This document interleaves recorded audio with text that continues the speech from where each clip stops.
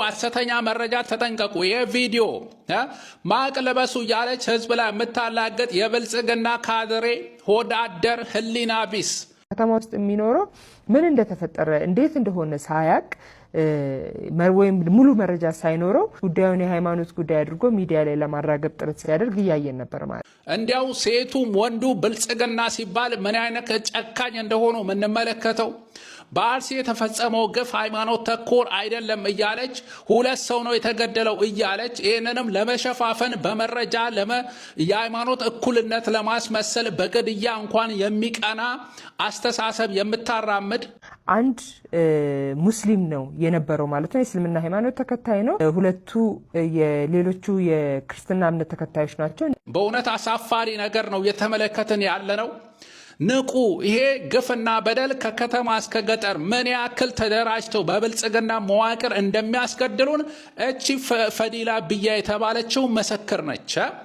በጫካ ያሉት ይገላሉ፣ ከከተማ ትዕዛዝ ይቀበላሉ። በዚህ ጋር ያለችው ደግሞ ሶሻል ሚዲያ ደረቷን ነፍታ እየሳቀች እንዲያው ፈገግ እያለች ግፍና በደልን ለመሸፈን የምትጥር ነች። እንዲያው ስለ ማዕዘን ደግሞ ልታስተምረን ትሞክራለች።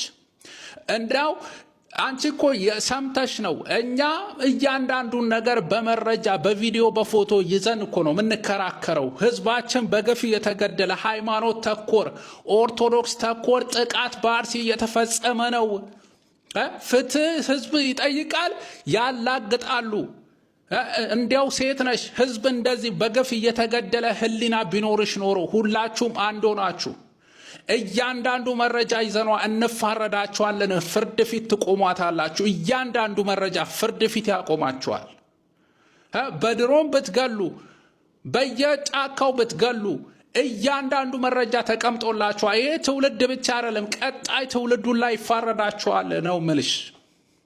ህሊና ቢስ ሆዳም ሆዳደር እንዲያው ተማሩ እስቲ 7ኛ ጨ ክፍል። እኛ ህሊና ቢሶች ህዝብ ፓብሊክ ዲስከሽን እንኳን እንደዚህ ይሰጣል? ወገን ጉድ ሳይሰማ መስከረም አይጠባም የሚባል አባባል አለ። ይሄ አመት ሲጀመር አገባቡም ልክ አልነበረም። እስቲ የምትለውን ስሟትና አንዳንድ ነገሮችን እንነጋገርበታለን። ኮሪደር ልማት ኮንሰፕቱ የምድራዊ ስራ ብቻ ሳይሆን የሰማይ ስራ ነው ወደሚል ድምዳሜ ያደረሰኝ ኮሪደር ልማት ማብራት ነው የሚሉ ሰዎች እኔ ኃጢአት እንዳይሆንባችሁ ሰፈራው ማለት ነው። የብልጽግና ፓርቲ አባል መሆን ብለሲንግ ነው። የኮሪደር ልማት የሚባለው እስከዛሬ ድረስ ማብራት ነው ብልጭልጭ ነው ምናምን ስትሉ የነበራችሁ በጣም ታሳፍሩ። በቃ እድለኛ ነኝ የዚህ ፓርቲ አካል መሆን መቻል በጣም በቃ ብለሲንግ ነው የእውነት።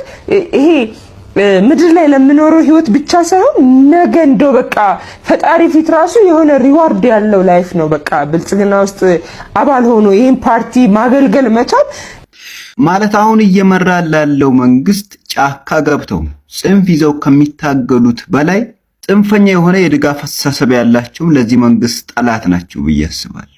እኔ መንግስት በህፃናት ተከቧል እያልኩ ያለሁት አንዱ ምክንያት ይሄ ነው። አስቡት እስቲ አንድ ማቹርድ የሆነ ፕላስ ደግሞ ሃይማኖት ያለው ሰው እንደዚህ አይነትን ምድራዊ ስራ ሰማያዊ ስራ ጋር የሚያወዳድረው ብልጽግና መደገፍና የብልጽግና ፓርቲ አባል መሆን ብለሲንግ ከሆነ ብልጽግናን መተቸትና ብልጽግናን መቃረን ደግሞ ኃጢአት ነው ወደሚል አቅጣጫ እኮ እየወሰዱን።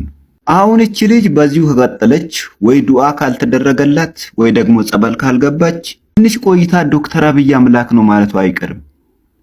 የምሬን ነው። አካሄዷ ወደዛ ነው። እንዴት ነው ምድራዊውን የኮሪደር ልማት ኮንሰፕቱ ሰማያዊ ነው ብሎ ማቅረብ? ኮሪደር ልማት ይተቻል፣ ለምን አይተችም?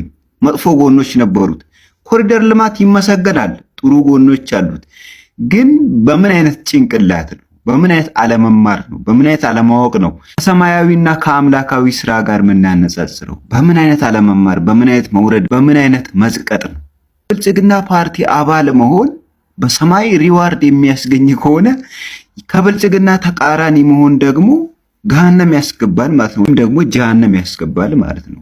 እንዴት ነው የምታስቡት? ቆይ ብልጽግና ውስጥ ያላችሁ ሰዎች ከዚህ በፊት አንዷ ስሟ ረስቼዋለሁ ለጊዜው አዳነች አቤቤ ለአዲስ አበባ እንዲያው ከእግዚአብሔርም በላይ ብላ ለማውራት ሲዳዳት ሰምተናል። እንግዲህ አስቡ አንድ የከተማ ከንቲባን አንድ የሀገር መሪን ከእግዚአብሔር በላይ አድርጎ ማቅረብ ማለት ከዚህ በላይ ኃጢአት ከየት ሊመጣ ነው? አሁን በእነዚህ ሰዎች ምክንያት እግዚአብሔር እውነት ሚስማር ቢያዘንብብን ልክ አይደለም ብላችሁ ታስባላችሁ? አሁን እያለፍንበት ያለውን መከራ ተዉት። እሳትና ሚስማር ቢያዘንብብን ራሱ እግዚአብሔር ልክ አይደለም ማለት አይቻልም። ማለት ይሄ አድቫይዝ ነው። መንግስት ራሱን ሊያጠራ ይገባል። በህፃናት ተከቧል። በአካል ጎልማሳ ቢሆኑም አብዛኞቹ ብልጽግናን የከበቡት ሰዎች በአስተሳሰብ ቂልና ህፃናት ናቸው ምንለው በምክንያት ነው።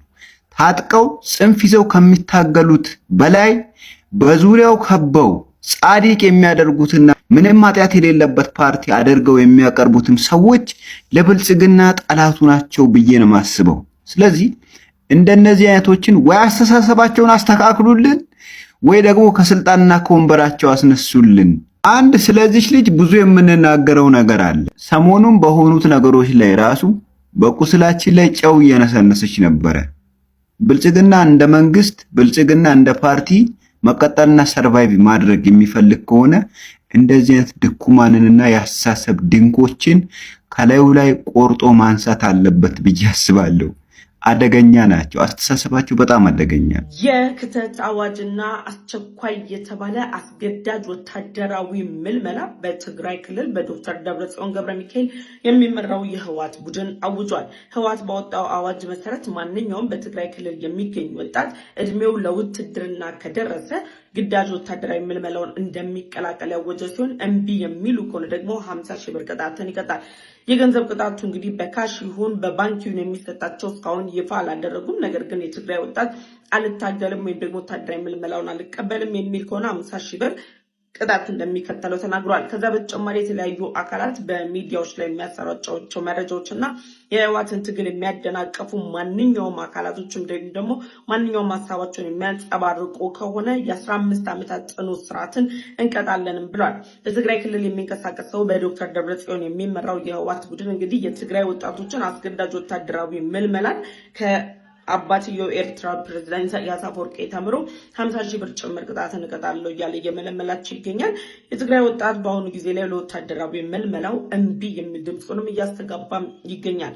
እኛም ደግሞ የትግራይ ወጣቶች ከዚህ አውሬ ከሆነ የህወሓት ቡድን ጋር የሚያደርጉትን ትግል በመደገፍ ከትግራይ ወጣቶች ጎን መቆም እንደሚገባንም ጭምር ነው አሁን ላይ እየተሰማኝ ያለው። ለማንኛውም ዶክተር ደብረጽዮን ቀልዳቸው አይጠበቅም። እንግዲህ በካሽውን በባንኪውን እስካሁን ይፋ አላደረጉም። የባንክ አካውንቶችም አልተለጠፉም። እንግዲህ ባንክ አካውንት ሲለጥፉና ቅጣቱ እንዴት ተግባራዊ እንደሚሆን ሲያሳውቁ ደግሞ ይዤላችሁ እመጣለሁ።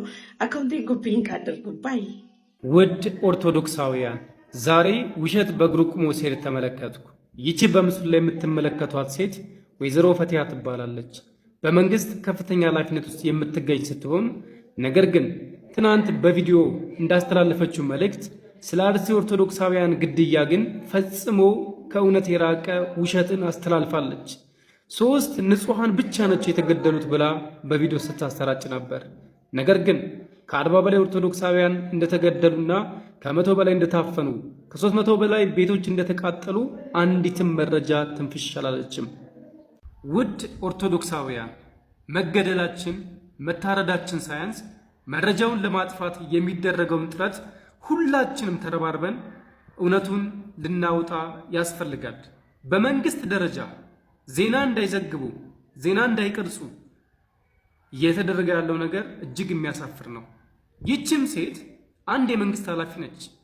ነገር ግን በውሸት ምንም ባልጣራ መረጃ ኦርቶዶክሳውያን 3 ብቻ ናቸው የተገደሉት በማለት በራሷ ቪዲዮ ሰርታ ለቀቀች። ይህ ምን ያክል በኦርቶዶክስ ላይ ያላትን ጥላቻ የሚያሳይ ነው። ኦርቶዶክሳውያን እኛ ከተባበርን እኛ አንድ ከሆን ምንም ነገር መረጃውን እውነቱን ከማውጣት የሚያግደን ነገር የለም። የሰማዕታቱ ክብር እንዳለ ኦርቶዶክስ ተዋሕዶ ቤተክርስቲያን አሁን ደግሞ እስረኞች እየበዙላት ነው አይደለም? ጳውሎስና ሲላሳውያን በየቀኑ ቁጥራቸው እየጨመረ ነው አይደለም?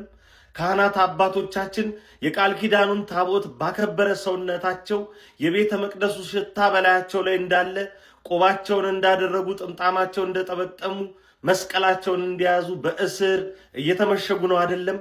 ይህንን ሁላችሁ እያያችሁ ነው።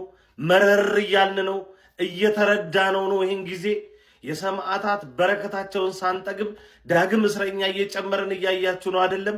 የግፉ ጽዋ ሞልቶ እየፈሰሰ መሆኑን ሁላችሁም ከልባችሁ እየከተባችሁ ነው አይደለም? በትላንትናው ዕለት መምህር ዘላለም ታዬና ወንድማችን ዮኒ ሰማዕቷ እስረኞች ቁጥር ላይ ተጨምረዋል። እዛ ሲገባ ምን ይሏቸዋል መሰላችሁ? አርፈህ ለምን አትቀመጥም ይሏቸዋል። እውነትን ለምን ትገልጣታለህ? ለምን ሸፍነ ሸፋፍና አታኖራትም እንደማለት ነው። የት እንደደረሱ የማናቃቸው ወንድሞቻችን እንደዛዋል። በፍርድ ቤት ያቆሙና እውነትን የገለጠ ሰውነታችንን ክደውት ሁከትና ብጥብጥ ፈጠሩ ይሉናል። ሁከትና ብጥብጥ እየፈጠሩና እያስፈጠሩ እየገደሉን እያስገደሉን ማለት ነው። ምረር አንተ ኦርቶዶክሳዊ፣ ለነዚህ ታላላቆች ለታሰሩብን በአጠቃላይ ፍትህ ብለን በማንቋረር የሚመጣ ለውጥ የለም።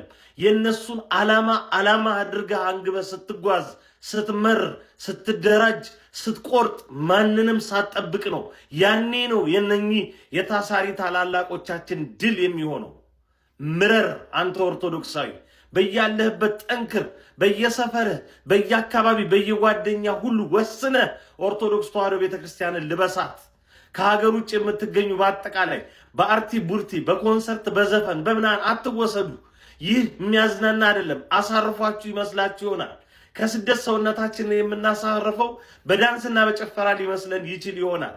በአገር ቤት ያቺ በአንገት ማህተብ አድርጋ ያጠለክላት ኦርቶዶክስ ተዋሕዶ ቤተክርስቲያን ከስደት አልፋ እንድጠፋ እየተሰራባት ነው።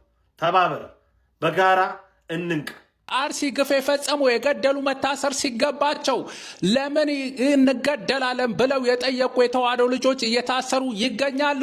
10 ጊዜ ኮፒ ሊንክ እያደረጋችሁ ግፍን በደል እንድትቃወሙ የታሰሩትን በፍጥነት እንዲፈቱ እንድትጠይቁ እላለውኝ። ካህናት ጭምር እየታሰሩ ይገኛሉ። ብልጽግና የገደሉትን ከማሰር ይልቅ ለምን ገደላችሁን ያሉትን እያሰረ ይገኛል። ይሄም ምን ያክል አጸያፊ ስርዓት ተባባሪ ገዳይ ማን እንደሆነ እያየን እንገኛለን። ዋና አጀንዳቸውን በማስቀየርም ለምን ገደላችሁን ከሚለው የታሰሩት ይፈቱ ወደሚለው አጀንዳ ለማስቀየር ነው። ይሄ አሳፋሪ አገዛዝ በእውነት ፍትህ ስትጠይቅ ይሄንን ለሚመልስልህ አጥብቀ ነው መታገል ያለብህ። አርሲ አንረሳሽም፣ አስታውሷት።